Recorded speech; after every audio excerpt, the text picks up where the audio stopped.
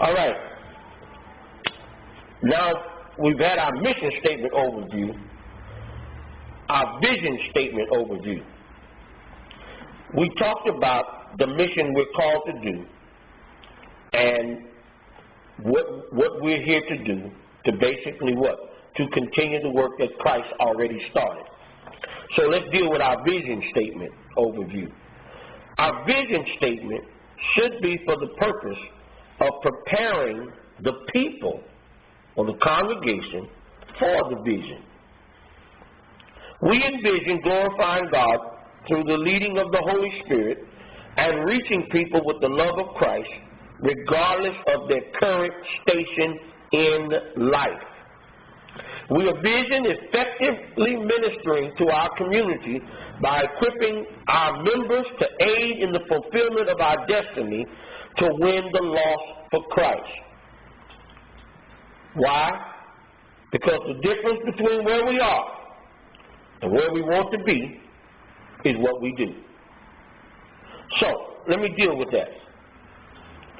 If we're going to reach the people with the love of Christ, regardless of their station in life, we have to develop a motto and an attitude that sounds like this.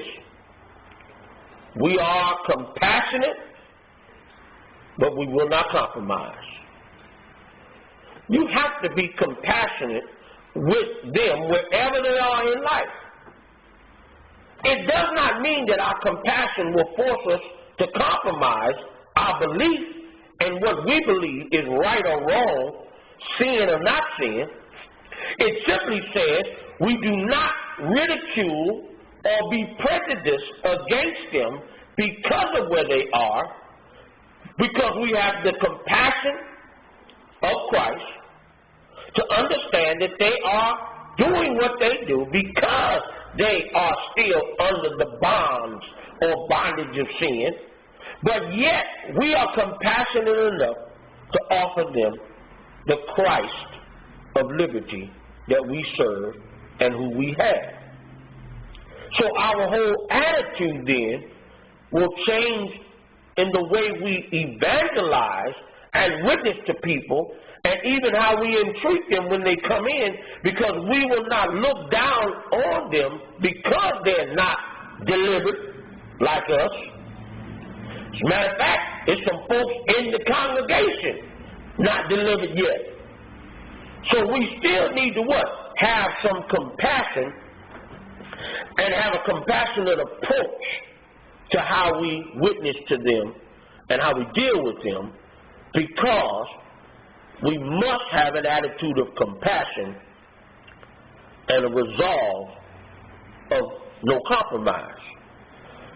So we envision glorifying God through the leading of the Holy Spirit and reaching people with the love of Christ regardless of their current situation or station in life. We envision effectively ministering to our community by equipping members to aid in the fulfillment of our destiny to win the lost for Christ. Now, how does this happen? We talked on Sunday when I talked about the difference between small church and a large church. One of the major components that I dealt with was training. We must be trained to do the ministry we're called to do. Training is nothing new. In the Bible, I preached a message about the axe head that was lost. And in the context of that event, there were some young men who were students of the school of the prophets. Now, listen to that. The school of the prophets. They had to go to school. Yes, they did. Do you know you need to be trained? You need to be trained in whatever area of ministry that you are called to. You need some training. This shoot from the hip attitude is not effective. It's not productive. And the other part is it lends to the lack of unity among the body of believers. Because why? Everybody doing it some other kind of way or doing it differently. Nobody doing it the same way. I remember in the beginning of our years coming up and growing up in the church and being a part of this particular organization, any church you went to that had that banner, you knew when you was walking in that church because they all sounded the same, looked the same, sang the same songs. The messages were basically the same. There was no confusion as to what their objective was. But nowadays, you can go into a place and you can even wonder whether or not you even in a Pentecostal church or a holiness church, or you go in some of these places, you might think you're in a spiritualist church, but there's a Pentecostal sign on the front. You don't know what you might be walking into now, because why? We have become now subject to the personality that's pastoring more than we have the ministry of the gospel and that Jesus has instituted for us to carry out. So folks are now more personality driven than they are ministry minded. That's killing our effectiveness as ministries, and it's also killing our effectiveness as ministers, because we're no longer focused with one mind. He said, speak the same thing, mind the same thing, walk by the same rule. But when all of us are doing something different and proclaiming the fact that we are at liberty to do however we want to do, there's some problem with that, because now we're giving confusion to folks.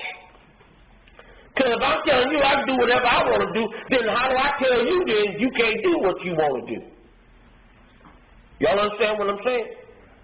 So there has to be some rules to govern what we do and how we do it. Even down to the mannerism and the things that we do in our local church as a congregation. There's some things that need to be straightened out right here. That's out of order. You got to have some order. How do you expect to grow and expand and you have no order? And then when other people come in and see this willy-nilly kind of attitude going on, everybody's doing anything, folks just blurting out, speaking out of turn, and hollering across the rooms, and having arguments and disputes and being disrespectful. That is not the way you effectively minister to folks.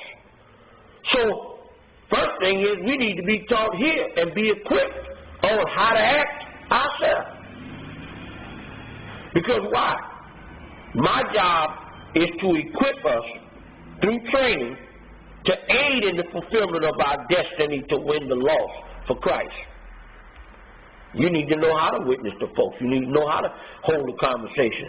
How do you take advantage of an opportunity when it presents itself?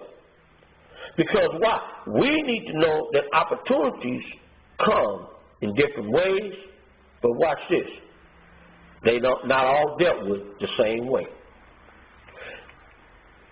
It is not a necessity to teach you a pat answer, but to teach you how to adjust to a situation and how to be able to flow and give the right answer for the right situation at the right moment. There's a difference in knowing how to talk to people and deal with people, take advantage of an opportunity and seize a moment. Those things can be taught. And then finally, this point is the difference between where we are and where we want to be is what we do. Y'all got that? Hello? Y'all got that? The difference in where we are and where we want to be is what we do.